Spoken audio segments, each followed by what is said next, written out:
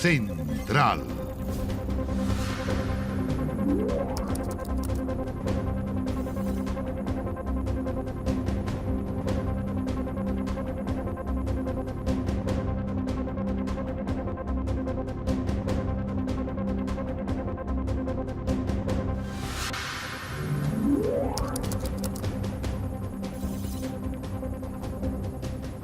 Muy buenas noches, bienvenidos, bienvenidas a las noticias. En una movida de último minuto y que sorprendió a varios, el gobierno propuso un proyecto alternativo para el giro de fondos y logró frenar la aprobación del quinto retiro en la Comisión de Constitución de la Cámara. Sí, claro, 5 votos contra 4, una abstención se suma al rechazo y de esa manera no se aprueba. Una jornada de negociaciones donde el Ejecutivo no logró cuadrar el 100% de los votos oficialistas. Miren. Perfecto, rechazado entonces el proyecto de ley. Damos inicio a la tramitación del proyecto de ley de retiro de fondos previsionales presentado por el gobierno. Un nuevo giro de las AFP, pero de dos maneras distintas.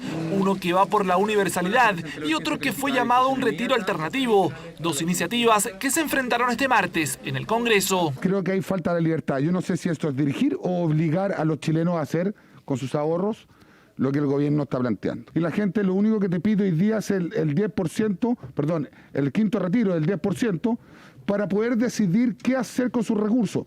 Y estoy haciendo una defensa del proyecto porque estoy convencida de que aquí se están tomando medidas reales y concretas.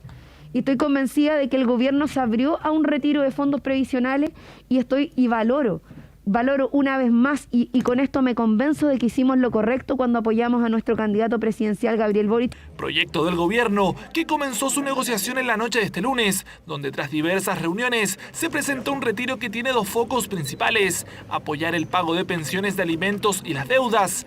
En paralelo, el quinto retiro comenzó su discusión a menos de una semana de que el gobierno diera a conocer el plan económico. Y durante esta jornada, cuando el presidente anunciaba una de esas iniciativas, hizo un claro llamado al Congreso.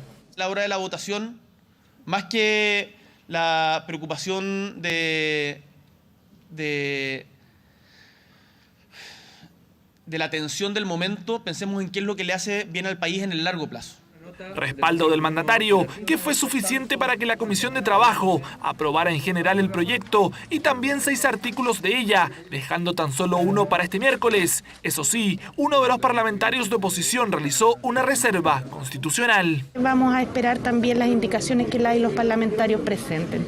Creemos que estas son materias importantes y tenemos que buscar un espacio de diálogo adecuado para resolverlas. Siempre es bueno pensar que estas cosas salgan pronto, a efecto de que también la población pueda disponer de ellas con prontitud. En paralelo, la tensión se mantenía en la Comisión de Constitución. Tengo la impresión de que este es un tremendo error político.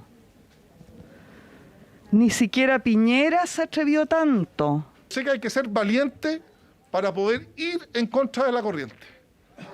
Pero creo que llegó el momento, y lo hemos visto en otras instancias a nivel nacional, en donde hay que imponer la sensatez, la seriedad y la responsabilidad para con las familias de nuestros vecinos. Yo voto en contra de este proyecto. Una discusión que hasta último minuto no tenía asegurados los votos. La bancada de la UDI acaba de reunirse y nosotros hemos tomado una decisión. Y la decisión es que, dado que nosotros estamos convencidos de que el gobierno sí quiere echarle manos a los fondos de los chilenos, nosotros vamos a votar todos a favor del quinto retiro, a menos que el gobierno se siente con nosotros a conversar. Nosotros no tenemos ningún problema en poder patrocinar o ingresar al más breve plazo, la próxima semana si es necesario, una reforma constitucional que permita que esclarecer todo es de propiedad exclusiva e inexpropiable de los trabajadores. Garantías y propuestas que le dieron una mano al gobierno, que logró frenar el quinto retiro en la Comisión de Constitución, pero no salvó al ministro de Hacienda, Mario Marcel, de las críticas. Como señal política decir que el Partido Comunista le ha doblado la mano a Mario Marcel. Ayer hicieron que Marcel expusiera 3 horas en la comisión de lo negativo, de lo nefasto para la economía, de cómo afectaba esto la inflación. Y estoy seguro que el único en la mesa que no sabía lo que venía era Mario Marcel. Cuestionamientos que no solo llegaron de la oposición, fue el propio Daniel Jadue, miembro del Partido Comunista, el que cuestionó el proyecto del gobierno, asegurando que parecía más un salvataje financiero que ayudas a las necesidades ciudadanas. Si uno pensara que pagar una deuda significa beneficiar al acreedor, bueno, prácticamente ninguno de nosotros pagaría nada. Me parece que es hilar demasiado fino respecto de algo que es un problema que sienten muchas familias. Respuesta del jefe de la billetera fiscal, que deberá seguir argumentando contra nuevos proyectos. Senadores de C presentaron una iniciativa que busca un permanente cargo de fondos de pensiones para financiar el pie de una vivienda, gastos asociados a enfermedades y pensiones de alimentos. Pero este no es el único. Desde la Cámara asoman dos alternativas para un sexto retiro. Un sexto proyecto, para que no nos acusen después que es inadmisible. El sexto retiro del 100%. Quinto retiro, que ahora deberá ser discutido en la sala con un informe negativo y con la necesidad de 93 votos para que siga avanzando. Una iniciativa que se espera se vea el próximo lunes.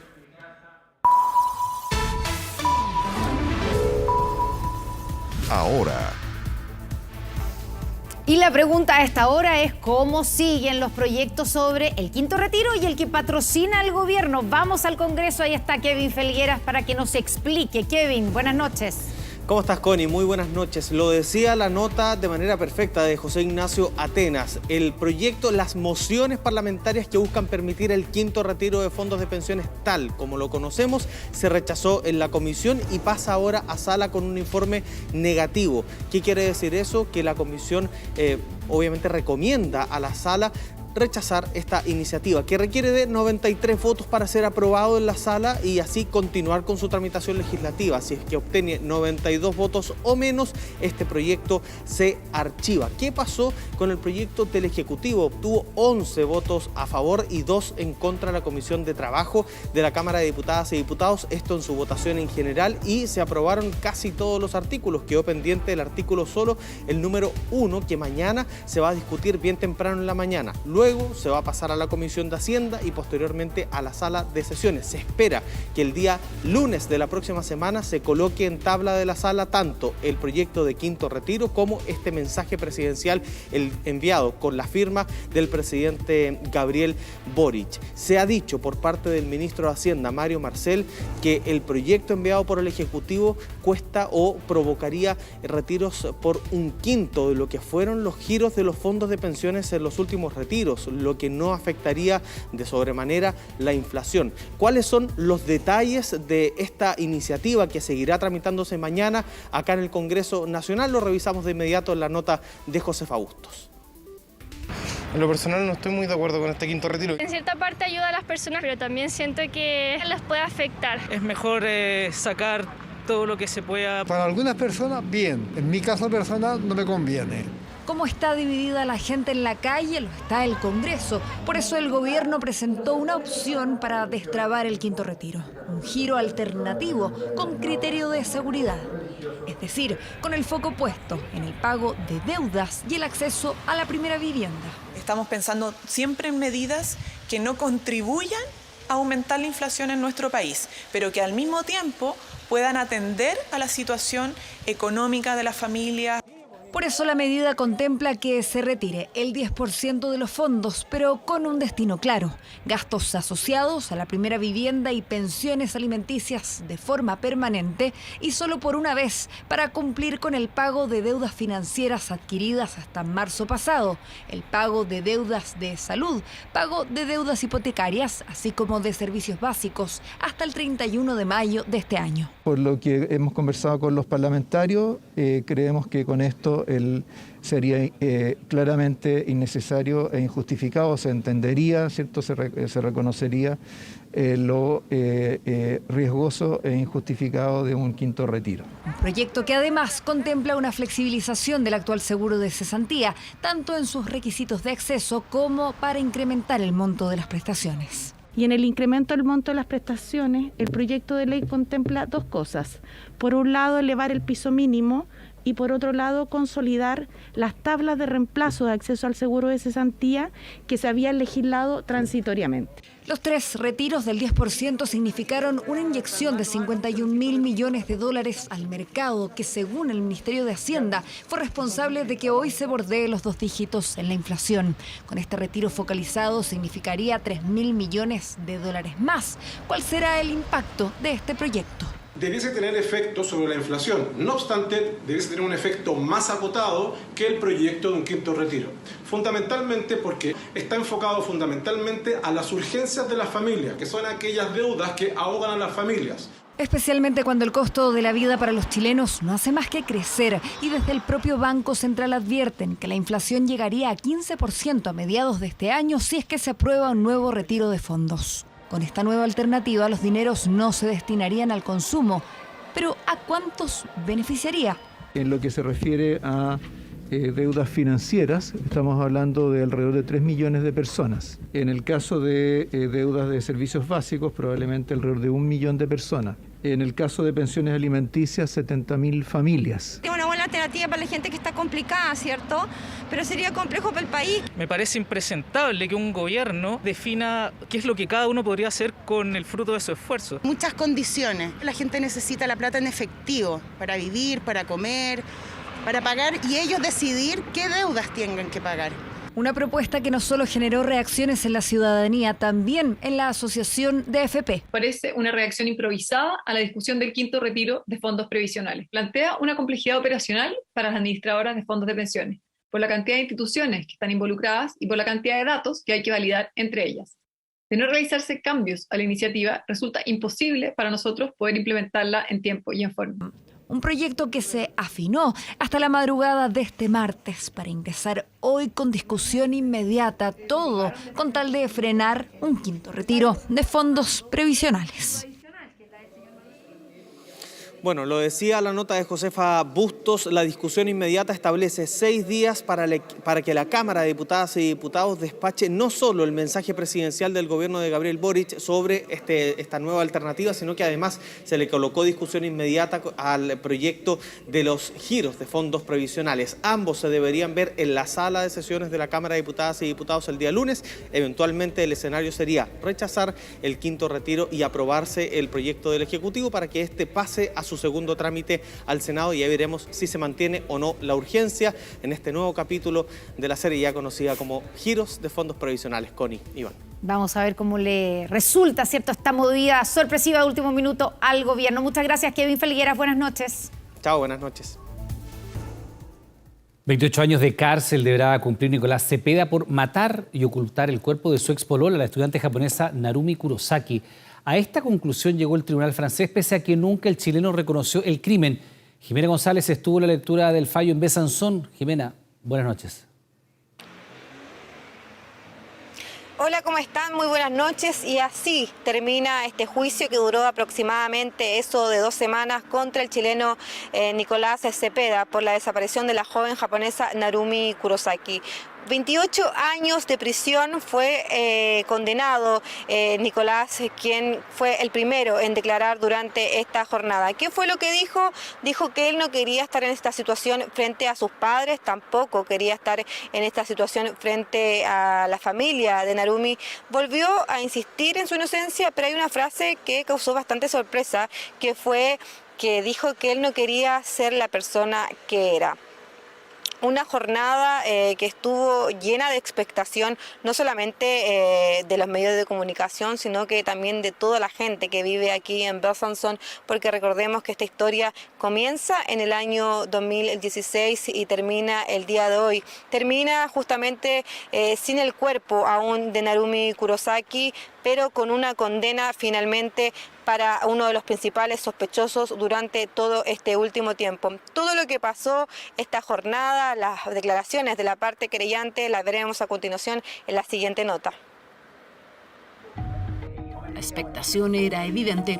A más de 5 años del inicio de la investigación por la desaparición de Narumi Kurosaki, de 21 años, la justicia francesa entregó este martes su veredicto contra el ex pololo, el chileno Nicolás Cepeda.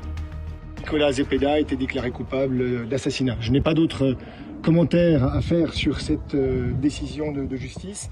Elle n'est pas définitive puisque M. Cepeda dispose d'un délai de 10 jours pour éventuellement interjeter appel de cette décision. 28 años para el chileno que, según la justicia francesa, actuó con premeditación. Desde aquel entonces nadie más la vio. La última persona con la que estuvo, según los investigadores, fue Nicolás Cepeda. En la madrugada, gritos desgarradores se escucharon en la residencia estudiantil de Besançon. Nadie la fue a ayudar. Dans la nuit, j'ai entendu des bombes sur les portes, les meubles. Et après, j'ai entendu un cri très strident, très aigu et fort. Et ça s'est arrêté au bout d'une minute et ça a repris. Desde aquel entonces, para los investigadores, hubo un solo sospechoso, su expareja, el chileno. She needs to build trust and she needs to pay a little cost of what she did and assume that she cannot go around making those kind of mistakes. Se presume Cepeda la habría asfixiado y ocultado su cuerpo en una maleta. Tras ello habría abandonado Francia, luego España para llegar a Chile. El GPS de su celular y el de ella marcaban el mismo destino. Con todos los antecedentes indiciarios de su presunta responsabilidad, Francia comenzó un proceso de extradición con Chile. Los expusieron al ministro Jorge Dam, quien determinó que hay antecedentes que son suficientemente serios, graves y concordantes, que se puede presumir que en Chile se deduciría una acusación contra el imputado, es posible entonces conceder la extradición. Una resolución que fue confirmada de manera unánime en mayo por la Corte Suprema. Primero fue escoltado por la PDI y ya en el aeropuerto de Santiago, Cepeda fue entregado a la policía francesa para comenzar un viaje de 14 horas que lo llevaría, tras 3 años de esquivar a los investigadores, a enfrentar un proceso judicial, uno que comenzó este 2022. Sin un cuerpo de la víctima y solo con pruebas indiciarias, fiscales y querellantes buscarían la condena del chileno, uno que siempre dijo: quiero claramente decir que yo no maté a Narumi. Niego con toda mi fuerza los cargos que se me reprochan. Yo no maté a Narumi. Yo también quiero saber. Siempre negó su responsabilidad, pero las pruebas presentadas ante 9 jueces, 3 magistrados y 6 civiles, fueron más potentes que su versión, porque al menos 7 de ellos votaron este martes por un veredicto condenatorio. Je pense que c'est une condamnation qui est juste, parce qu'elle ne va pas jusqu'à perpétuité, ce qui me paraissait excesif. Para los investigadores, claramente Narumi está muerta, pero como Cepeda no prestó declaración, solo hay presunciones de su muerte, que fue asfixiada y lanzada al río Doubs. La justice chilienne a autorisé l'extradition de Nicolas et a permis la tenue de ce procès exceptionnel, où il était présent dans le box des accusés. Les débats ont été d'une qualité, d'une tenue extraordinaire, je tiens à le souligner. 28 años de cárcel para el chileno y una indemnización de 160 millones de pesos. Una condena que podría ser apelada. Tienen 10 días de plazo para presentarla. Ce fut un procès difficile dans lequel on est même allé jusqu'à agiter le spectre de la peine de mort, ce que évidemment je déplore.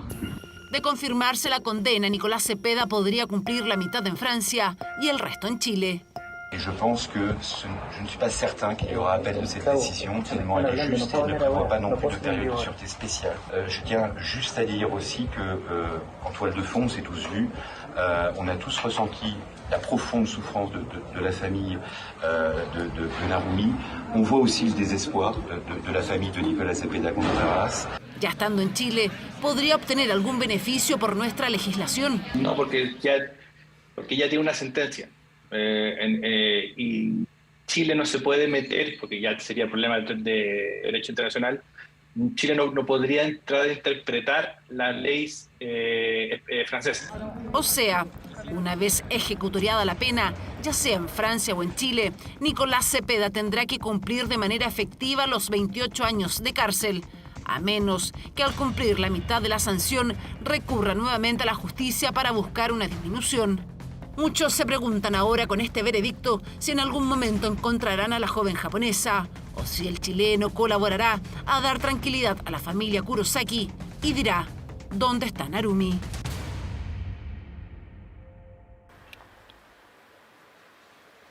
Y así termina un capítulo para Besançon, una historia que lleva ya bastantes años y que termina el día de hoy lamentablemente sin el cuerpo aún de Narumi Kurosaki. Existen varias hipótesis, pero en el fondo aún queda ese espacio sin llenar, como decían algunos durante esta jornada, pero que podría traer cambios en algún futuro si es posible que el cuerpo de Narumi finalmente fuera encontrado. Jimena, muchas gracias. Buenas noches. Para darle algo de tranquilidad, por supuesto, a la familia. 28 años de cárcel para Nicolás Cepeda. Buenas noches. Y de Francia nos vamos a Estados Unidos, a Nueva York. Los gritos y el terror se apoderaron de las calles de esa ciudad luego de que una estación del metro de Brooklyn se convirtiera en el escenario de un tiroteo que dejó al menos 16 personas heridas. ¿Qué pasó con el atacante? Miren. Vi a una señora, le dispararon justo en la pierna, gritaba pidiendo ayuda.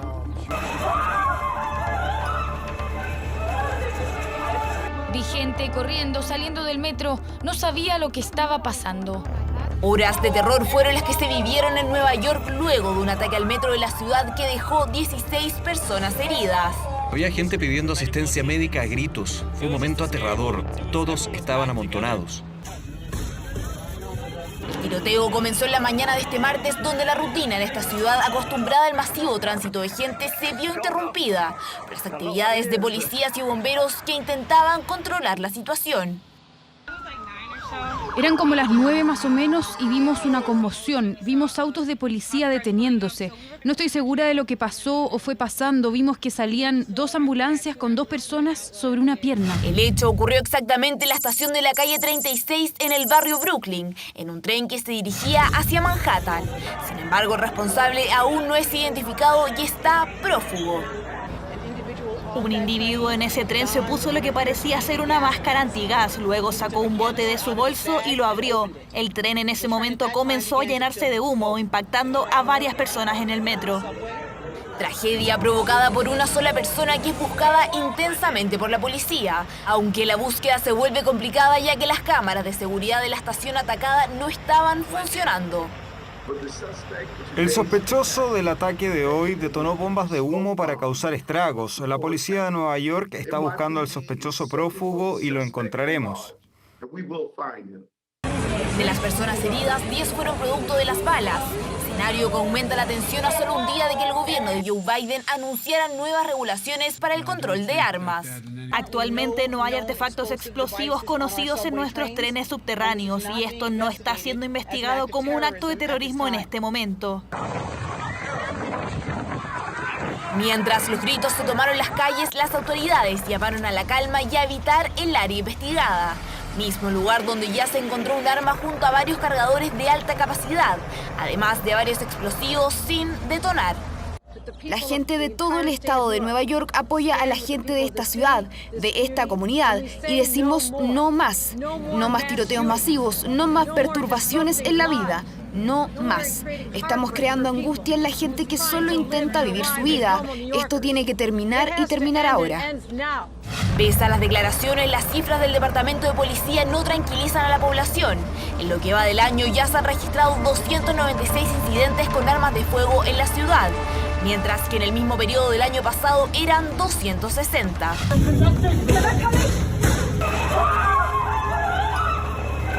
Un nuevo ataque que inquieta a la población mientras aún es una incógnita saber cuáles fueron las motivaciones del atacante. Bueno, y precisamente el ataque de hoy se une a varios que han afectado a Nueva York desde la caída de las Torres Gemelas. Revisemos, por ejemplo, el año 2014, un hombre atacó con un hacha a varios agentes de la policía de Nueva York. Un hecho que termina con una persona muerta y 3 personas heridas y que fue calificado como un acto terrorista. 2 años después, entre el 17 y el 19 de septiembre del 2016, fueron 3 las bombas que explotaron en Nueva York y New Jersey. Dejaron a 31 personas heridas, ¿se acuerda usted? 24 de las cuales terminaron hospitalizadas. Mientras que el incidente más grave de la última década en la ciudad se registró en la víspera de Halloween del año 2017, cuando una camioneta atropelló a ciclistas y peatones en Manhattan. El resultado de esto, 8 personas muertas y 15 heridas. Y Y aquí en nuestro país, estas imágenes serán fundamentales para ubicar a los responsables de asesinar con un disparo en la cabeza a un joven repartidor de multitiendas en Puente Alto. Trató de evitar el robo de las encomiendas que entregaba junto a su tía. Estos dos hombres huyen después de matar a sangre fría a Bastián Alfaro Ríos. Tenía tan solo 22 años. Trabajaba como repartidor de multitiendas hasta este martes. Sentí el disparo nomás y después cuando salí el niño estaba en el suelo. Pero ese disparo le quitó la vida. Bastián junto a una tía entregaban encomiendas en Puente Alto antes del mediodía, un trabajo diario que un grupo de delincuentes interrumpió de golpe. He abordado por 3 sujetos, 2 varones y una mujer, quienes lo intimidan con un arma de fuego. La víctima tiene un pequeño forcejeo con uno de los sujetos y el otro que los acompaña le efectúa el disparo. Los involucrados en la muerte de Bastián son ellos. Tomaron su vehículo repartidor y escaparon, pero cuadras cercanas lo dejaron abandonado. Luego corrieron hasta perderse de vista. El último destino de Bastián era entregar una lámpara en una casa, pero estos asaltantes decidieron otro destino: quitarle la vida al joven repartidor y escapar con su auto. Vinieron a dejar un pedido de Almacenes París a mi hija y creo que le querían robar la camioneta del niño. Y la otra persona venía en otro vehículo, entonces se bajó justo por acá y de aquí le disparó para allá. La víctima fue trasladada hasta el Hospital Sotero del Río, lugar donde falleció. La Fiscalía Sur instruyó la investigación a unidades especializadas de la Policía de Investigaciones de Chile para esclarecer este hecho. Un crimen a plena luz del día. Vecinos atemorizados solo reaccionaron a esconderse después de escuchar el disparo que mató a Bastián. Yo me asusté por mi nieta y ahí entré. La camioneta fue encontrada a 5 cuadras del crimen. Toda la mercadería del vehículo desapareció.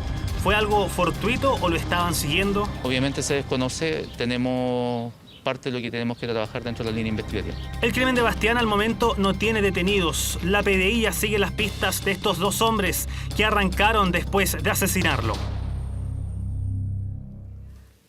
Bueno, y tras casi una semana de casi absoluto silencio, luego de pronunciar falsas acusaciones, la ministra Ixquia Siches reapareció en el Congreso. Sin embargo, evitó referirse a la polémica porque existe una investigación en curso. Aún así, habló del reforzamiento de su equipo cercano que ha sido cuestionado. Fue la esperada reaparición de Ixquia Siches en el Congreso Nacional. 6 días de silencio antecedieron este momento, desde que pronunciara las falsas acusaciones en la Comisión de Seguridad de la Cámara de Diputados. Frases que provocaron críticas, investigaciones y el anuncio del reforzamiento de su equipo para evitar los errores no forzados que marcaron el primer mes de gobierno.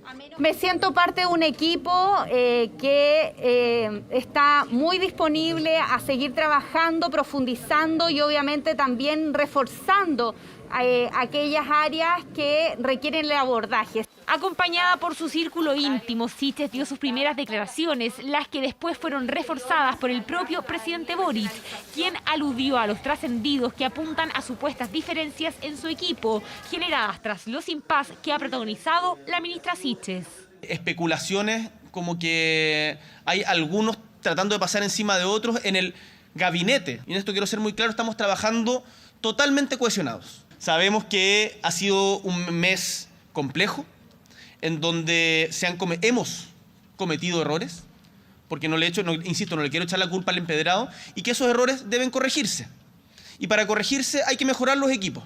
La acusación de Siches generó un sumario interno en la Dirección de Extranjería y no solo eso. La Fiscalía abrió una investigación penal para determinar la existencia de eventuales delitos asociados a funcionarios del gobierno anterior o posibles irregularidades por la decisión de Siches de no denunciar un posible ilícito.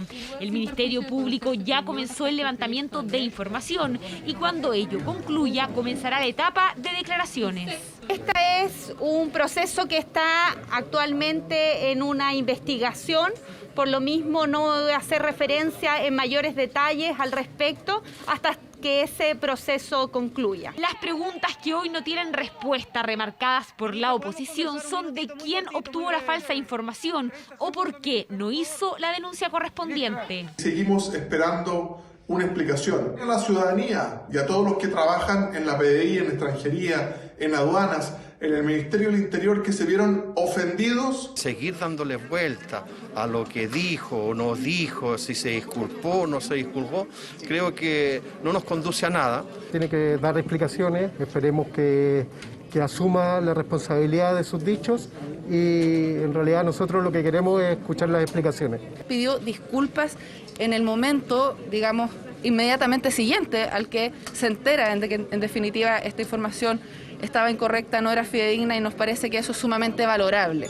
Y mientras el mundo político reaccionó por la reaparición de Siches, parlamentarios anunciaron que invitarán al Congreso a Carmen Gloria Daneri, exdirectora subrogante de Extranjería, responsable, según el gobierno, de entregar los falsos antecedentes que pronunció la ministra Siches. Se mancha la carrera de una funcionaria que lleva más de 26 años en el Departamento de Migración y Extranjería. Me parece también inverosímil que la funcionaria haya dado esa información incorrecta cuando lo más predecible es que claramente esa información haya venido de su equipo. Este miércoles la ministra Siches nuevamente fue invitada al Congreso, esta vez a la misma Comisión de Seguridad Ciudadana en la que hizo las falsas acusaciones. Los diputados de esa instancia la convocaron para dar explicaciones. Convención Constitucional.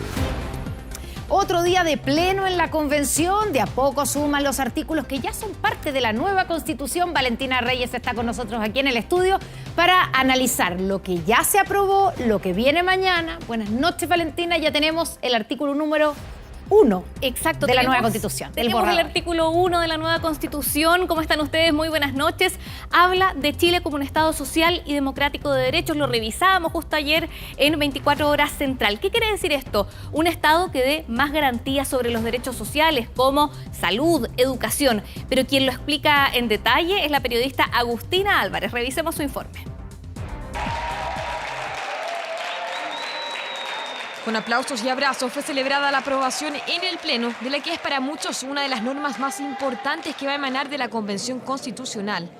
Un concepto para algunos cargado de simbolismos tan profundo que generaría grandes cambios que la alejarían de la Constitución del 80. Chile es un Estado social y democrático de derecho, es el titular, el artículo 1 del borrador de la nueva Constitución.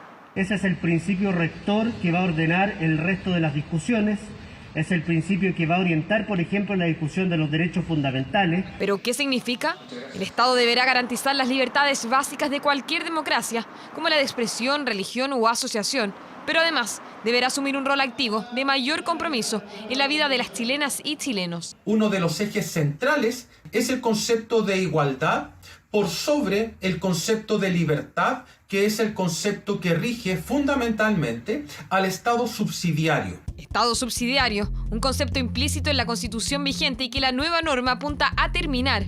Ahora se busca un Estado más protagónico y la pregunta es ¿qué rol podrán asumir los privados? El Estado actúa como el ente global y completo y por supuesto que pueden entrar privados, pero es el Estado el que los regula y no entran en competencia. Si nosotros consagramos bien un rol del Estado que tiene que ser con asegurar que exista la oferta y fiscalizarla de forma adecuada, no tiene por qué dejarse fuera a la sociedad civil y el tremendo aporte que significan en las más variadas materias. La norma tiene 3 pilares fundamentales. El primero, un Estado plurinacional que establece que Chile estará compuesto por al menos 16 naciones pertenecientes a las etnias precolombinas, con autodeterminación, autogobierno y territorio. Es súper importante porque da cuenta de la realidad del país. Aquí ya vemos distintos pueblos y naciones, incluido el pueblo chileno, que convivimos dentro de los márgenes del Estado. No solamente esto es un cambio muy grave, sino que además la Convención no ha sido capaz de responder cuáles son, dónde están, cuánto cuestan y bueno, ¿dónde va a estar cada pueblo? Además se habla de una república solidaria, concepto que acompaña al Estado social y que en pos de la empatía que debe primar en la población podría implicar aportes adicionales para cumplir con el estándar de igualdad. Todos y cada uno de nosotros debemos comprometernos de verdad y eficazmente en la suerte de nuestros connacionales. Esto puede incidir en una reforma tributaria, podría incidir en que se establezcan ciertos otros impuestos o más impuestos de los que pagamos hoy. Un último y tercer principio es el de democracia paritaria, que quiere decir que todos los integrantes del Estado, como los poderes legislativo, ejecutivo y judicial, deberán construirse con la participación de ambos géneros. Las población nacional, por lo menos, tenemos que las mujeres representamos más del 51% de su integrante. Por lo tanto, lo lógico es que participemos en esa misma proporción. El artículo asegura que es deber del Estado generar las condiciones necesarias y proveer los bienes y servicios para asegurar el igual goce de los derechos. En resumen, el Estado deberá garantizar derechos como la salud, la educación y la seguridad social. Tiene que ver con este nuevo deber que se le impone al Estado, nuevamente, de no permanecer indiferente, de no permanecer en una situación de abstención respecto a aquellas personas que tienen carencias básicas. Nuevo artículo que se integra al borrador de la Constitución y que define nuestro Estado. Primera norma del texto constitucional que, de aprobarse en el plebiscito de salida, definirá a Chile como un Estado social y democrático de derecho. Y acá estamos mirando los protagonistas del día de mañana. La Comisión de Sistema Político, Patricia Polich, Ricardo Montero, Bárbara Sepúlveda, Marcela Cubillos. Mañana se vota en el Pleno el informe que esta comisión terminó de trabajar hace unos días y que cambia o que busca cambiar la estructura del gobierno y del Congreso. Vamos a las gráficas que tenemos preparadas, Connie, para explicar algunos de los conceptos. ¿Qué es lo que se va a decidir mañana? Que se van a votar mañana y que buscan llegar al borrador de nueva Constitución. Vamos a esas gráficas porque hay dos conceptos importantes: bicameralismo asimétrico y presidencialismo atenuado. Esto, menos poder, menos atribuciones para el presidente.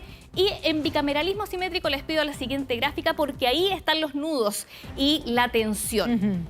Este es el Congreso que propone la Convención Constitucional, con un Congreso de diputados y diputados, podríamos decir la Cámara de Diputados que conocemos ahora, y ya no tenemos Senado, sino que tenemos la Cámara de las Regiones. Se acaba el Senado y es reemplazado por la Cámara de las Regiones. Exacto. Y vamos a la otra estación en donde hablamos de la Cámara de las Regiones, porque aquí es donde está la tensión de mañana. En la Cámara de las Regiones y sus atribuciones. Hay sectores como Vamos por Chile, como el colectivo socialista, que buscan que esta Cámara de las Regiones tenga mayor peso frente al Congreso de Diputados y Diputadas. Hay otros sectores como el Partido Comunista, el Frente Amplio, movimientos sociales que buscan que no tenga tanto poder, ellos dicen, para facilitar la tramitación legislativa. Vamos a escuchar al colectivo socialista, quien ha sido claro en su postura. Dicen que debe tener más atribuciones esta Cámara de las Regiones. Vamos a escuchar a dos convencionales de ese sector porque ya estaban fijando postura frente a lo que va a pasar este día miércoles en la convención. Tenemos que evitar, por ejemplo, que un presidente que controle absolutamente el Congreso de Diputados y Diputadas pueda pasarle la máquina al sistema político y a la democracia. Por eso necesitamos una segunda Cámara que, además de representar a las regiones, implique un contrapeso al sistema político. El informe de la Comisión de Sistema Político entendemos que no es una escritura sagrada, que no está escrito sobre piedra y que es perfectamente susceptible de ser mejorado. Ahí estaba el colectivo socialista en voz de dos de sus convencionales, pero ¿dónde estarían los nudos sobre esta Cámara de las Regiones? Decíamos, quieren que tenga más atribuciones, quieren que no solo vea leyes de acuerdo regional, que tenga mayor poder en cuanto a los vetos presidenciales, que tenga más peso en la comisión mixta.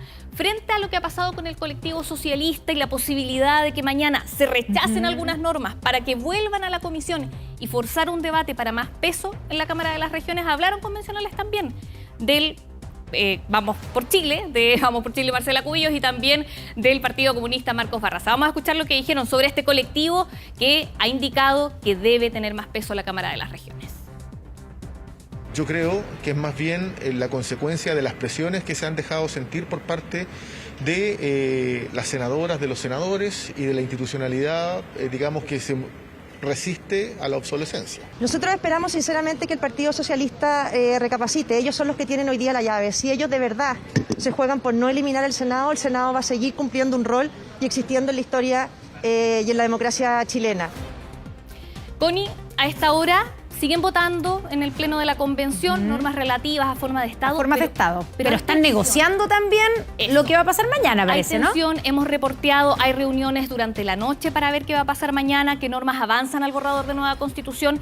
Hay reuniones del colectivo socialista a las 7:30, 8 de la mañana. Ellos dicen que son todos los días, pero mañana es una jornada clave para ver cuál es la propuesta constitucional respecto al nuevo gobierno y también a la nueva estructura del Congreso Nacional. Hoy día no se hablaban mucho ahí los convencionales del colectivo socialista, del Frente Amplio. No querían dar muchas declaraciones, varios. Sí, pedimos algunas del Frente Amplio, no querían. Mañana desde las 9:30 estaremos ahí al pie del cañón. Un día clave, importante el de mañana, donde se define cuál va a ser nuestro sistema político en el borrador de nueva Constitución. Valentina Reyes, como siempre, muchas gracias. Buenas noches. Seguimos contigo, Iván. Claro, para contarles que un joven padre fue asesinado de una puñalada cuando intentó defender a su hijo durante un asalto. Esta tragedia ocurrió luego de que un delincuente intentara robarles un celular al interior de una micro en Valparaíso.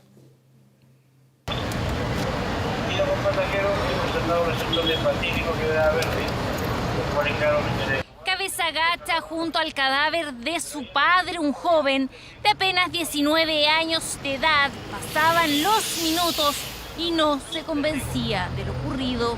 Lo asaltaron, y lo único que vi el joven, nada más, porque estaba comprando aquí mismo. Este estudiante, su hermano y su padre, víctimas de un asalto en Valparaíso. El delito se gestó a bordo de un microbús a eso de las 6 de la tarde. Sería un único asaltante que les robó unas cadenas de plata y luego fue por un celular. Entonces ocurrió la desgracia. Ellos defendió a su hijo porque un delincuente estaba robándole el celular y el delincuente lo acuchilló. Venía atravesando y lo tenían a la persona la tenían tapada ya. Creo que el señor lo mataron en la micro, se bajó de la micro y ya venía muy herido de muerte ya casi. Lo vi ahí, fui para el frente y lo vi, le ayudé un rato, hablé con él un ratito y después se murió. El hombre de 42 años falleció en la vía pública a plena luz del día frente a su hijo. Se instruyó el trabajo del OS9 y la Bocar de Carabineros que realizaron las primeras diligencias. La policía está tras los pasos del homicida. Una de las víctimas habría fallecido en la vía pública, específicamente en la avenida Pedro Montt, en la afuera del supermercado Santa Isabel del lugar. La otra víctima, hijo del primer fallecido, habría sido agredido también con distintos cortes. La víctima es Víctor Moreno Salas, padre de los jóvenes y quien les salvó la vida. Para sus familiares, un héroe en medio de la tragedia. No era la primera vez que el mismo tipo había tratado de asaltarlo, porque él lo defendió, falleció él. ¿Le salvó la vida a tu hijo? Le salvó la vida. La madre de los jóvenes pide se busque al responsable que asesinó a sangre fría, todo por un celular. Esperar nomás ahora que la justicia haga algo, que no que esto es nada. Por un celular. Y por un celular, que es lo peor, por un celular que ahora lleguen a matar a alguien, es terrible igual. Hemos tomado contacto con la familia de Víctor. Les hemos comunicado que vamos a ejercer todas las acciones legales para poder perseguir a los responsables, evitar que este crimen, como otros, quede en impunidad.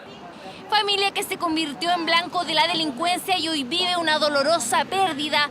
Confían ahora en que las policías puedan dar con el paradero del asaltante que le arrebató a este joven a su querido padre, mientras su hermano quedó con una lesión de la que aún se recupera.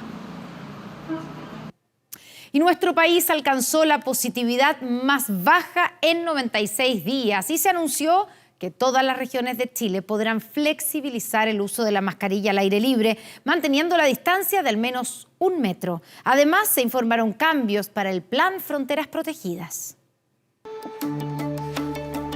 El fin de la mascarilla al aire libre siempre que no existan aglomeraciones ya será un hecho en Chile. En espacios abiertos y manteniendo una distancia de 1 metro, todo el país podrá dejar de usar el tapabocas, salvo algunas comunas en la región de Tarapacá, de Aysén y la región de Arica y Parinacota en su totalidad. El país se encuentra en la situación epidemiológica más favorable, bajo impacto sanitario. Ya no debiéramos usar la mascarilla. Ya, ¿por qué cree usted? Porque ya tenemos todas las vacunas, yo soy una adulta mayor y no estoy de acuerdo de quitar la mascarilla. Ya, ¿por qué no? Porque todavía no está bien, no estamos todos bien, todavía están pasando cosas. Si nunca se mantiene el metro de distancia es muy difícil, aparte de las fechas importantes, Navidad, Año Nuevo, Fiestas Patrias, hay una aglomeración de gente importante. Pero ¿qué diferencia hay entre medio y bajo impacto sanitario? Lo fundamental son los aforos. En el caso del uso de mascarilla al aire libre en todo Chile, estará permitido dejar de ocuparla si se mantiene una distancia apropiada. El elemento que puso en etapa amarilla, Arica, Parinacota, tiene que ver con la cobertura de vacunas. Así es de relevante que colectivamente tengamos esta actitud de adherencia a la vacunación, tanto de la vacunación, el esquema primario, la primera dosis de reforzamiento y la segunda dosis de reforzamiento. A partir de este jueves habrá cambios en el Plan Fronteras Protegidas. El criterio ahora tendrá 3 tipos de alerta que definirán las restricciones para quienes ingresan al país, residentes o extranjeros. Chile está hoy en alerta 1, la fase más flexible. El resultado de PCR para ingresar ya no es obligatorio, solo recomendado. Si es que aparecen nuevas variantes de preocupación, lo que haremos será intensificar el nivel de alerta para evitar que eso se traspase a un riesgo al territorio nacional. En la fase en la que está Chile actualmente de alerta 1, la homologación de vacunas para extranjeros es voluntaria, aunque hay que recordar que solo contando con ese documento se puede descargar el pase de movilidad, el que permite llevar a cabo muchísimas actividades restringidas para no vacunados. Desde el sector turístico piden dejar por completo la homologación y que los documentos emitidos por cada país sean válidos para un turista extranjero. La vacuna es la llave para tener una vida cotidiana normal, pero no va a ser el impedimento para ingreso al país. Consideramos que esta medida sigue perjudicando enormemente al turismo de Chile y más aún que próximamente viene el turismo de invierno y las vacaciones de invierno, toda la temporada de esquí. El panorama epidemiológico en Chile ha cambiado drásticamente en 2 meses. Si el 12 de febrero se contabilizaban 35.841 casos nuevos y el 12 de marzo 17.371, este 12 de abril solo se reportaron 1.478 nuevos infectados, con la positividad más baja en 96 días, 4,01%. Lo que nosotros queremos hacer es que la vida de las personas vuelva a cierta cotidianidad, que la circulación y la movilidad entre nuestros países también vuelva a un cierto estándar más normalizado. Todos los cambios comenzarán a regir a partir de este jueves 14 de abril a las 5 de la mañana, día en que se flexibilizan las restricciones tanto para el uso de la mascarilla como para el ingreso de chilenos y extranjeros a nuestro país. Bueno, y a propósito, el Instituto de Salud Pública autorizó el uso de emergencia de la vacuna Moderna entre niños de 6 y 11 años. Esta ampliación del rango etario se realizó por parte de nuestro organismo regulador al analizar los antecedentes proporcionados por el laboratorio estadounidense, demostrando que el uso de este antídoto en niños desde los 6 hasta los 11 años es seguro y eficaz para prevenir el desarrollo del COVID-19. Y vamos a otro tema. Ante las sostenidas alzas en el precio del aceite, más de un 90% en los últimos meses, la Organización de Consumidores y Usuarios solicitó a la Fiscalía Nacional Económica que investigue una eventual colusión. En algunos supermercados el litro ya sobrepasó la barrera de los 5.000 pesos. A mí no me gusta presumir lo que me compro. Encuentro que eso es como de ordinario. Pero esta vez les voy a contar. Me compré una botella de aceite. Videos como estos han inundado las redes sociales, algunos con humor, otros expresando derechamente su molestia y preocupación por las considerables alzas que ha tenido el precio del aceite. ¿Y cuánto vale? 7,5 millones. 7,5 millones. Aún no llega a los 7,5 millones, pero en algunos supermercados bordea los 4.000 pesos. Por eso, la UDECU, Organización de Consumidores y Usuarios de Chile, pidió a la Fiscalía Nacional Económica que investigue una eventual colusión de precios. Los instrumentos fiscalizadores existen y aquí puede perfectamente configurarse algún tipo de colusión. El alto valor que hoy tiene el precio del aceite tiene asombrados a los consumidores. En Punta Arenas, el litro de algunas marcas superó los 5.000 pesos. Mucho, está muy caro el aceite, no sé qué pasó. Sube todas las cosas y los sueldos no suben. Entonces se están aprovechando por ese lado. Sufren también los empresarios gastronómicos que debieron subir los precios al doble para poder subsistir, sobre todo restaurantes donde ocupan más de 60 litros al mes. El año pasado, en noviembre, en 1.290 y ahora está en 1.990. Ese es el aumento solamente del aceite. Las quejas van de norte a sur. Muy caro. Yo creo que los empresarios, los ricos son los que se están enriqueciendo y el pobre. Yo vendo sopaipillas en la feria. Imagínense. Y yo creo que eso de la guerra es pura excusa nomás. Los economistas han dicho que el contexto internacional ha afectado el alza de los precios. Ante las medidas de bloqueo comercial que han surgido por parte de algunos de los países contra Rusia, esta última nación reaccionó, llevando a la prohibición, por ejemplo, desde el 1 de abril de las exportaciones de semilla de girasol, insumo que es importante para la producción de aceite. Y eso obligó a la mayoría de los países de Europa a tener que salir a buscar aceites de otras variedades a nuevos mercados, como el vegetal argentino, que es el que consume Chile. Ahí se da la regla de economía básica, poca oferta y mucha demanda. A eso hay que sumar la reducción de mano de obra por el COVID, el alza mundial de los alimentos y combustibles. También hay un factor un poco especulativo en este concepto, porque te puedo asegurar que ¿no es cierto? Ya hay stock en nuestras bodegas antes del conflicto bélico. De alguna manera también lo que están haciendo es anticipar quizá este traspaso de alza de precios al consumidor final de una manera un poco más temprana. Y ahora la escasez tampoco no es fácil encontrarlo. Nos contactamos con distribuidoras de aceite, pero no tuvimos respuesta. Mientras tanto, algunos ya buscan alternativas. El tema de la fritura es uno con manteca. Antiguamente cocinábamos así, pues con manteca. Lo más grave es que anticipan nuevas salsas en todas las variedades con las que se puede cocinar. El aceite de oliva también ha subido su precio. Es que el impacto de esto también se va a alargar. En este minuto, en Ucrania ya está preparando las tierras para generar cultivo, y si seguimos un conflicto bélico, lo más probable es que durante el año 2022 no tengamos producción. Entonces vamos a tener acá una escasez que se puede prolongar en un tiempo un poco mayor. Precios al alza de un ingrediente básico en la canasta familiar, efecto dominó de la lucha mundial por el aceite de cocina.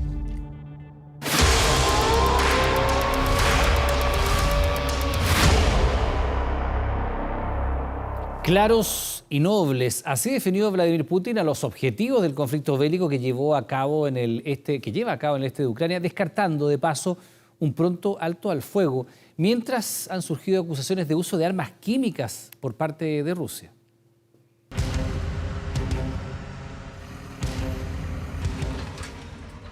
Los escombros se acumulan en las destruidas calles de Ucrania, y mientras el mundo espera un fin de la guerra, el presidente ruso Vladimir Putin dejó claro que no piensa frenar su ofensiva y que no se vislumbra un pronto acuerdo de paz. La operación continuará hasta su completa finalización y el cumplimiento de las tareas que se han establecido.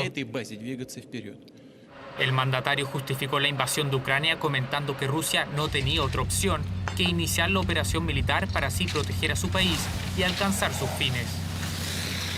Las Fuerzas Armadas rusas participan en la operación militar especial en Donbass, brindando ayuda a las repúblicas populares. Actúan con valentía y conocimiento y hacen un uso efectivo y exitoso de las armas más modernas. Sus objetivos son absolutamente claros y nobles. Ofensiva que en las últimas semanas se ha hecho presente principalmente en la región del Donbass, en el este de Ucrania, siendo Mariupol una de sus ciudades más devastadas. Una zona que hoy vuelve a preocupar al mundo, luego de que una autoridad local asegurara que se han utilizado armas químicas en Mariupol por medio de un dron ruso. Uno de los portavoces de los invasores dijo que están considerando usar armas químicas contra los defensores de Mariupol. Lo tomamos muy en serio. Quiero recordar a los líderes mundiales que el ejército ruso ya había discutido un posible uso de armas químicas. Una denuncia que aún no ha sido confirmada, pero que ya está siendo investigada por sus aliados de Occidente. Sabemos que hay informes sobre el uso de armas químicas. No hemos podido verificarlos nosotros mismos, pero seamos claros, si se usan, entonces el presidente Putin debería saber que todas las opciones posibles están sobre la mesa en términos de cómo podría responder Occidente. No estamos en condiciones de confirmar nada, pero déjame decirte esto. Teníamos información creíble de que las fuerzas rusas podrían usar una variedad de agentes antidisturbios, incluidos gases lacrimógenos mezclados con agentes químicos. Investigaciones que la comunidad internacional busca esclarecer lo antes posible en Mariupol, ciudad donde, según su alcalde, más de 21.000 civiles han perdido sus vidas desde el inicio de la invasión rusa. Cada vez son más frecuentes las consultas en clínicas de reproducción para realizar procedimientos de fertilización asistida. Claro, se trata principalmente de parejas de mujeres que ven en este método la única forma de tener hijos, pero además existe una gran cantidad de mujeres solteras que están buscando ser madres. Mire. Rosana y María Inés disfrutan a concho cada minuto junto a su hijo. Él lo representa todo para ellas, es símbolo del amor. Un niño alegre y sociable llegó a este mundo de una forma que para muchos es poco convencional. Fue una conversación que tuvimos al comienzo de nuestra relación, entendiendo de que cuáles iban a ser nuestras expectativas. Lo primero que hicimos fue ir a consultar con un médico especialista en fertilidad. Llegamos con 5 preguntas y salimos con 100. Demasiadas dudas, temores, pero por sobre todo incertidumbre. Ambas querían convertirse en madres y tuvieron el apoyo de sus familias en todo momento. Así iniciaron un proceso de reproducción asistida. Nosotras escogimos el método ROPA, que se trata de una fertilización in vitro, pero recíproca. Es decir, se fertilizan los óvulos de una de las mujeres y los gesta la otra. Un procedimiento que para ellas tuvo un carácter simbólico, ya que ambas podían compartir la maternidad. Pero también había razones médicas. María Inés es 4 años menor y sus óvulos eran más óptimos para ser fecundados. Un embrión fue implantado en el útero de Rosana, quien vivió un embarazo absolutamente normal. 3 años y medio después, conforman una familia con el pequeño Maxi. Nos sentimos afortunadas porque todo el proceso de quedar embarazadas fue a la primera, sin embargo, la previa, que es ese proceso de lograr obtener los óvulos, fue más complejo, nos tomó cerca de 1 año. Los procesos de fertilización asistida implican técnicas que varían dependiendo de su complejidad. La inseminación intrauterina se caracteriza por ser uno de los procedimientos más simples, en el que los espermios se introducen directamente en el útero. Por otro lado, la fecundación in vitro es un método de mayor dificultad médica. Se inseminan los óvulos en el laboratorio. Ahí se puede usar la técnica de fecundación in vitro clásica, que es rodear al óvulo de determinada cantidad de espermios, o hacer un ICSI, que es inyectar un espermio seleccionado dentro de cada uno de los óvulos. Luego de la fecundación, los ahora embriones se dejan en cultivos mientras se analizan sus características. Y ya sabiendo cuáles embriones son sanos, seleccionamos específicamente a uno de esos embriones y los llevamos al útero, el cual hemos preparado para coincidir en el proceso de transferencia. Un procedimiento que, a pesar de su alto costo, se ha expandido en el último tiempo. El año 2021, comparado con el año 2020, se vio que el aumento de las consultas aumentaron prácticamente un 30%, tanto en las mujeres sin pareja como en las parejas de mujeres. Milka es una de las mujeres solteras que se han sometido a una técnica de reproducción asistida. Es un deseo que surgió posterior a los 30. Primero privilegié mi desarrollo laboral. Yo trabajo en la industria minera en áreas operativas. Siempre me planteé el trabajar en terreno. No estaba interesada en una relación de pareja, pero sí en ser mamá. Tenía 35 años cuando inició las consultas en la clínica IVI de Santiago.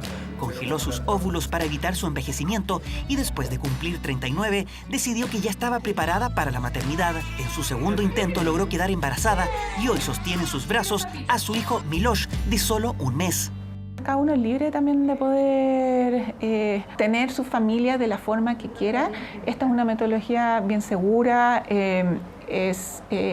hay un equipo también detrás que te soportan las decisiones. Qué duda cabe que el empoderamiento de las mujeres es una realidad en nuestro país y te insisto, es una realidad planetaria de entender que estos son derechos fundamentales, el querer tener un hijo, el querer formar familia, y eso siempre tiene que ser visualizado sin ningún tipo de discriminación. Mujeres que solteras o en pareja deciden buscar ayuda en la ciencia para concretar su anhelo de ser madres, una tendencia que parece ir en alza de la mano de una mayor apertura en temas que hasta hace no mucho se consideraban tabú. Ay, si tiene hambre, así que... Ponga atención, porque una mujer de 86 años causa furor en Tinder, la aplicación para buscar citas. Bueno, esto ocurre en Gran Bretaña, pero Chile no se queda atrás. También encontramos aquí a mujeres y hombres de edad madura buscando citas y amistad en el mundo de las redes sociales. La dinámica es más o menos así. El joven tiene sus gustos e intereses. ¿Y qué tal si le aparece esta mujer? Le ha ocurrido a muchos británicos, al menos. Allí, Hetty Redridge se promociona a sus 86 años de edad con total desenfado. Fascinante belleza mayor que busca un amigo estable y joven, amante de una vida compartida de aventura y pasión. Dice esta madre y abuela, ex bailarina, divorciada desde sus 48 años y quien de ahí en más optó por disfrutar la vida, participando en algunos programas de televisión y forjándose hoy como la persona con más edad en superar los 50 match gracias a la aplicación. Al igual que cualquier persona, son personas que tienen necesidades biológicas, tienen necesidades emocionales y espirituales, y el sexo es una de ellas. Dice uno de los creadores de Ten Love, una aplicación chilena exclusivamente para mayores de 50 años, donde Gloria también busca pareja. La contactamos a distancia, pues está al interior de Talca. Hola, ¿cómo estás? No te escucho nada, parece que tienes que darle al... ¿Me escuchas tú a mí? Tiene 63 años, nos ha contado por WhatsApp, y no domina mucho, ha sido honesta, la tecnología. Nos falta el puro audio, pero estamos cerca de lograrlo. Y la brecha tecnológica no era tan fuerte como se pensaba. Es tanto la necesidad y tanta la escasez de espacios que tienen hoy día para encontrarse, que la verdad que hacen el esfuerzo, y aunque a veces puede costarles un poco más, tienen toda la voluntad para aprenderlo y terminan haciéndolo. Finalmente hacemos match periodístico y Gloria nos confiesa su andar frente a estas aplicaciones de citas. Estaba en Badoo, estaba en Chu, no como desesperada buscando, ¿te fijas? Pero sí con la intención de encontrar a alguien, porque estoy muy solita. Por ejemplo, entré a Badoo, aparecían señores, pero la forma de hablar, o sea, la forma de decirme, y te lo voy a decir, por ejemplo, hola flaquita rica, entonces eso no me gustaba. Un estilo que quizás sí atraería a la incombustible Hattie. Ahora estoy viendo a este chico que dice tener 57. Él probablemente tiene 26, pero lo hace a propósito. Su proceder es salir a tomarse un trago con el candidato. Si la química no anda, cada uno se va por su lado. Pero si funciona, todos siguen el departamento de Hattie. Gloria prefiere menos audacia. No obstante, está abierta a las posibilidades que entregue la conquista. Si uno busca una pareja, está como la parte sexual también presente. Y es algo de vital importancia para muchas mujeres y hombres de avanzada edad que en esa etapa de la vida no dejan de necesitar compañía. Te cuestionan cuando quieres hacer cosas que se supone que la gente mayor ya no las puede hacer. En septiembre, Gloria recibirá la visita de un chileno que vive en Estocolmo, con quien mantiene contacto desde hace unos meses. El deseo de decir, chuta que habla bonito, chuta que buen mozo, pero no es como llegar y ponte tú bajarle con la ley cuando él llega, no. Conocerlo sí, y si hay algo, bueno, ahí vendrá el resto. A paso cauteloso y tomándose su tiempo, ella busca la felicidad. A otro ritmo avanza Hattie. Algo más presuroso si usted quiere, pero ambas haciendo uso a sus edades y sin complejos de las redes sociales. Y cambiamos de tema para contarle que la Fundación Pablo Neruda está haciendo lo que es, la verdad, un llamado de auxilio para continuar con el funcionamiento de las casas museos del poeta. Claro, porque tras casi 2 años cerradas por la pandemia, reabrieron sus puertas, pero el bajo flujo de visitantes tiene a estos icónicos inmuebles en una profunda crisis.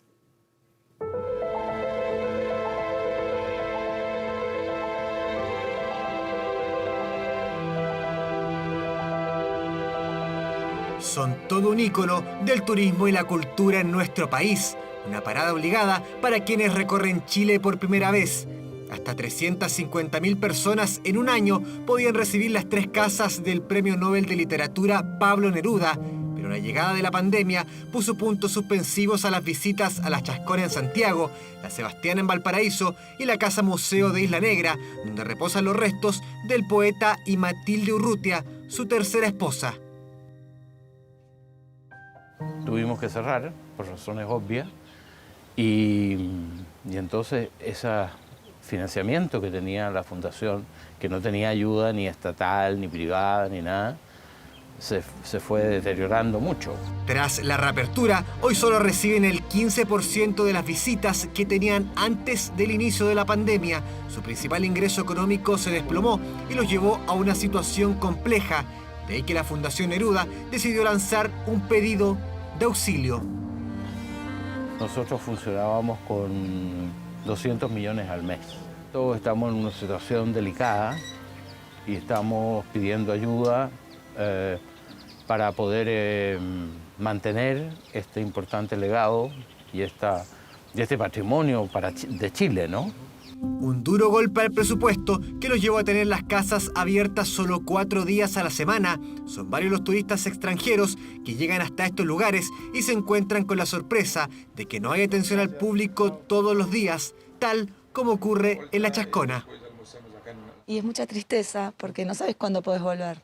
Es un esfuerzo llegar hasta acá y nada, queríamos conocer. Venimos especialmente a verlo y nos encontramos con esto cerrado y no teníamos información de que estaba cerrado.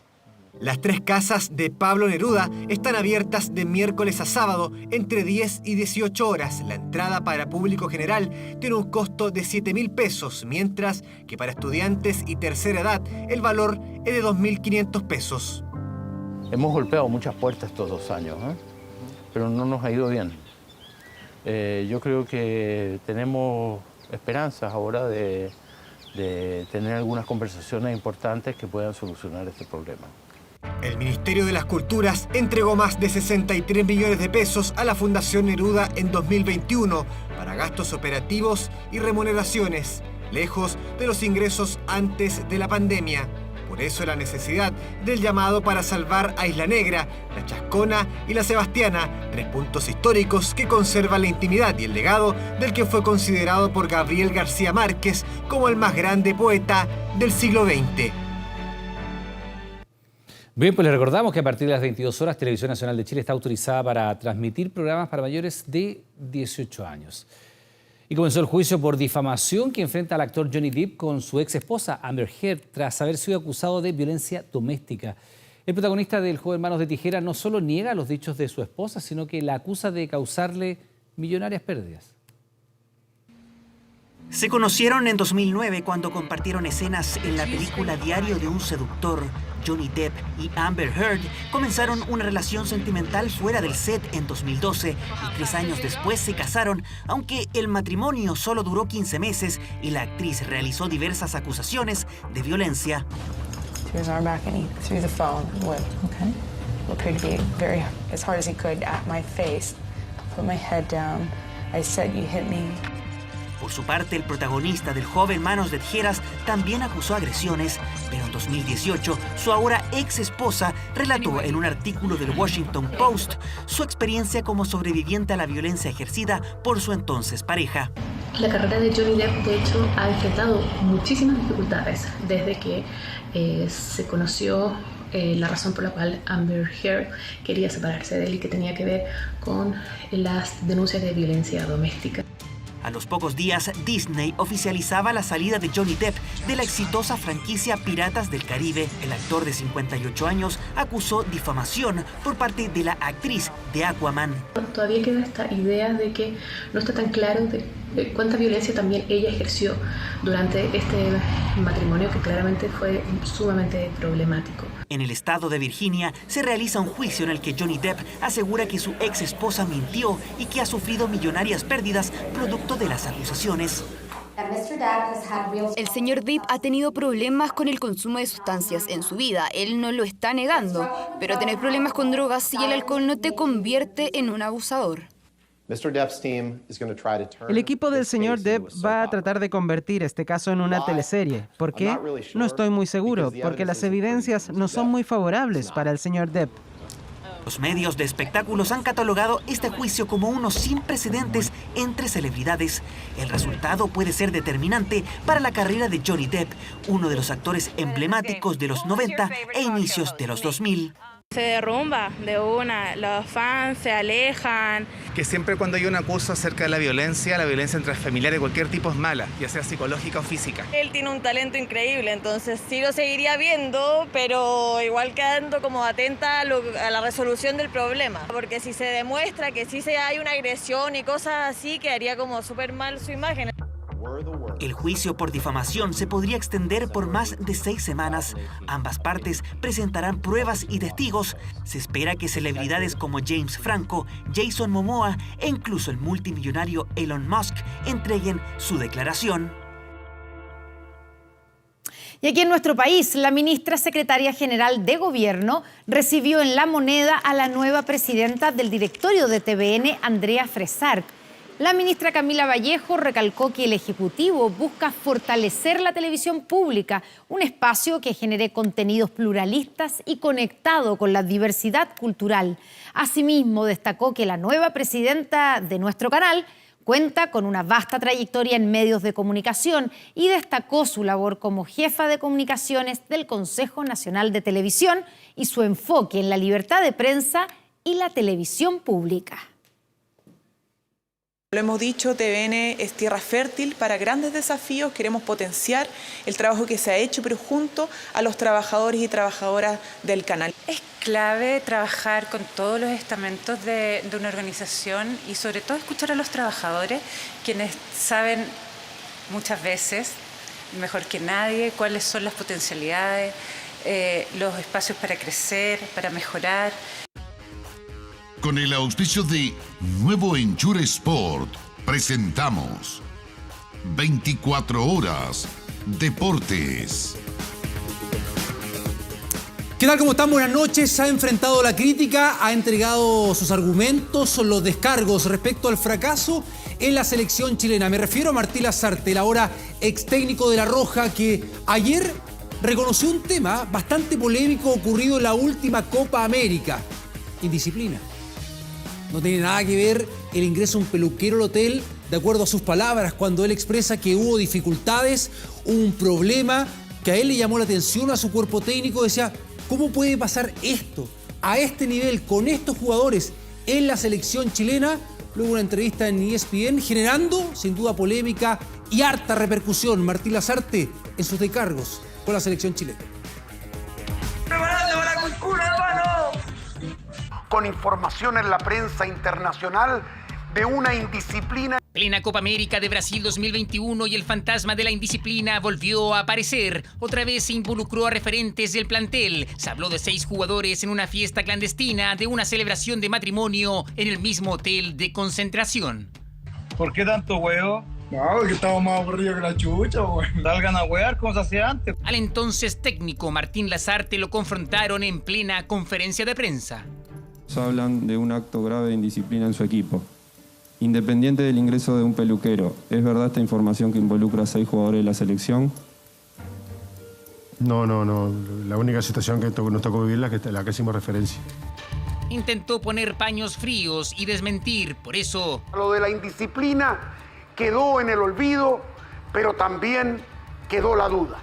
Una duda que recién ahora el uruguayo se dignó a aclarar, cambiando radicalmente su discurso. Hubo una dificultad. ¿Dificultad en tu relación con los jugadores? No. Había una dificultad. Hubo un problema en el transcurso de la Copa América, algo relacionado a lo que tú estás dejando la situación caer. En el hotel, con el peluquero. Sí, un problema, sí, exactamente. Machete por fin reconoció la indisciplina y se mostró sorprendido. Incluso se hablaba hasta de la renuncia del técnico Lasarte. Estoy muy contento, lo dije hace un rato, o sea, me toca, la vida me regala una posibilidad extraordinaria y bueno, pienso disfrutarla a tope. Pero ahora ese discurso también cambió. ¿Es cierto que en ese momento te quisiste ir? Es que te dije lo que te decía recién. A mí me sorprendió. Digo, ¿cómo? ¿Qué es esto? ¿Cómo que pasa esto a este nivel? Cuando pensamos que un nuevo acto de indisciplina quedaría en el aire, el tiempo y Martín Lasarte se encargaron de decir la verdad. Claro que sin entrar en detalles. Yo no voy a relatar las situaciones porque, digo, lo que no se relató, siempre digo lo mismo, lo que no se comenta en ese momento, me parece cobarde comentarlo después. Ya está, pasó. Bien, ha pasado casi una semana de para Santiago es penal, ¿se acuerdan? ¿Existió finalmente ese diálogo? ¿Hubo llamada de Santiago al VAR para cambiar la decisión en el partido de Huachipato frente a Copiapó? La polémica generada que causó finalmente la salida de Javier Castrilli y los integrantes de su comisión, con un Castrilli que en ese instante, en ese momento, la NFP le dice: vamos a hacer una investigación, va a quedar suspendido. Él se negó y por eso fue despedido. Ahora está abierto cualquier investigación, incluso entregando su dispositivo móvil. Ahí está. Llamadas, mensajes, quiero aclarar todo. Bueno, ¿en qué está este caso? Lo vemos en el siguiente detalle. Mira. Una situación que tenemos que esclarecer, primero para buscar culpables, pero también inocentes. Es uno de los escándalos más grandes de los últimos años en el fútbol chileno. El supuesto llamado desde Santiago para perjudicar a Copiapó y beneficiar a Huachipato es un hecho preocupante y los entes involucrados quieren esclarecer este caso. Vamos a llegar hasta las últimas instancias para determinar si ese llamado se hizo y quién hizo ese llamado. Yo veo penal abajo y veo penal arriba. Perfecto. ¿Qué les parece a ustedes? No, llamaron de Santiago, weón, que usted me cobra penal. Por el momento hay una investigación en curso. Es interna de la ANFP liderada por Miguel Ángel Valdés, oficial de cumplimiento de la organización. El gran problema es que este organismo no tiene la facultad de realizar peritajes, como por ejemplo intervenir teléfonos, tal como lo pide Javier Castrilli. Pongo a disposición de la NFP en forma voluntaria mi teléfono celular y el de todos los miembros de la comisión despedida con el detalle de todas las llamadas efectuadas y recibidas en el día y horario durante el desarrollo del partido. Los árbitros en cuestión deben hacer lo mismo. Por parte de los árbitros han declarado todos los involucrados en el partido. Han ido a testificar a la NFP 2 veces Francisco Gilabert, el juez del encuentro, el asistente Cristian Droguet, una vez Loreto Tolosa y también 2 veces Mario Vargas, el quality manager de los árbitros chilenos y que fue involucrado por Gilabert en los audios. No, llamaron de Santiago, weón, que usted me cobra penal. Fue un diálogo muy trucho, muy trucho. QM, pues, weón, al QM lo llaman. Al QM lo llaman, eso es penal. Es penal. El QM que menciona Gilabert es el quality manager Mario Vargas, que dio su versión a La Tercera. No hubo nada, ni intervención ni intermediación. El temor que existe en los involucrados es que en la investigación no se llegue a nada concreto. De ser así, no se descarta realizar una denuncia a la justicia ordinaria, que es la única forma que tiene para intervenir en este caso, es decir, mediante una denuncia. Esclarecer esto y que no enlode al fútbol chileno. Otro ente que puede abrir una investigación es la FIFA a través de un expediente disciplinario. Por el momento ha existido solo un acercamiento preliminar del ente que rige al fútbol mundial. Y si es necesario el día de mañana, cuando se determine culpabilidades orientadas hacia una persona, vamos a ir a los tribunales. Un escándalo que está siendo investigado de manera interna por la ANFP, con resultados que se esperan que sean a corto plazo y que clarifiquen una situación que tiene en jaque la honorabilidad del fútbol chileno. Vamos a la Copa Libertadores, partido jugado hoy en San Carlos de Apoquindo con el triunfo, la victoria de Universidad Católica frente a Sporting Cristal, al cuadro peruano, en un partido difícil para el equipo de Paulucci, que tuvo la apertura del marcador con este golazo, la zurda de Marcelino Núñez, el joven volante retornando a la titularidad, un golazo cuando finalizaba el primer tiempo. Reiteración, mira cómo empalma ese balón, le dan trempeine borde externo, golazo de Marcelino Núñez para derrotar al portero Duarte. Lograba la paridad transitoria Sporting Cristal en el minuto 73 con ese cabezazo en el segundo palo sin marca, apareciendo Nilson Loyola, un jugador de 27 años de edad que militó un par de temporadas en el fútbol brasileño. Lograba el 1-1 y la polémica ya finalizando el partido. El juez uruguayo Leodán González dice que hay penal. Para mí no hay penal. Hay una mano que es del jugador de Universidad Católica. Y bueno, sanciona el penal ante los reclamos de los futbolistas del cuadro peruano. Y Fernando Sampedri, en tiempo agregado, el minuto 92, logra el 2-1, la victoria de Universidad Católica en este segundo partido de la fase de grupos. Había perdido, recordemos, antes frente a Talleres. Así terminaba el encuentro. Victoria en San Carlos. Pausa ahí. Ya volvemos con más. 24 horas Deportes. Ya volvemos con 24 horas Central. Nuevo Ensure Sport, especialmente diseñado para ayudar a mejorar tu rendimiento físico. No hay por qué parar.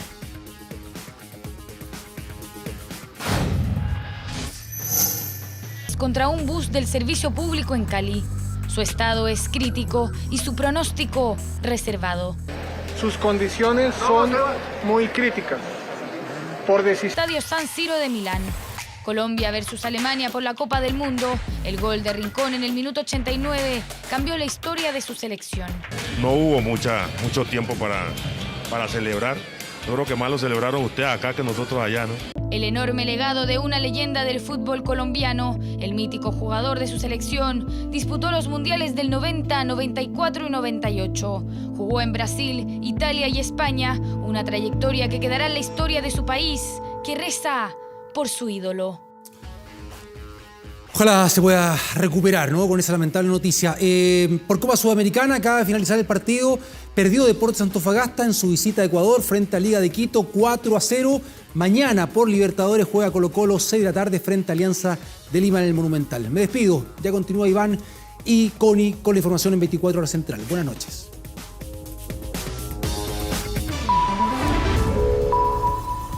Ahora.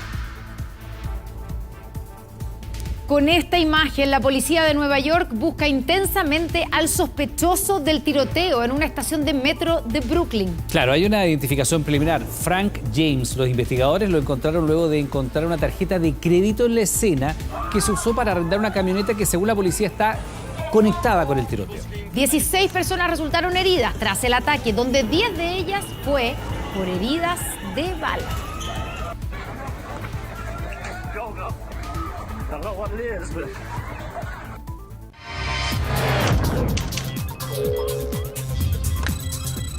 24horas.cl. Atención, ruralidad como expresión territorial, principios de la bioética o descentralización fiscal son parte de los artículos que fueron revisados este martes por la Convención Constituyente. Entérate de todos los avances en nuestra aplicación El Camino de las Propuestas Constitucionales en nuestro portal 24horas.cl. Y mañana será un día importantísimo por el sistema político en la Convención. Terminan aquí las noticias. Gracias por estar con nosotros, pero ahora llega en TVN un nuevo capítulo de la teleserie Todo por mi familia. Que tenga muy buenas noches. Buenas noches, hasta mañana.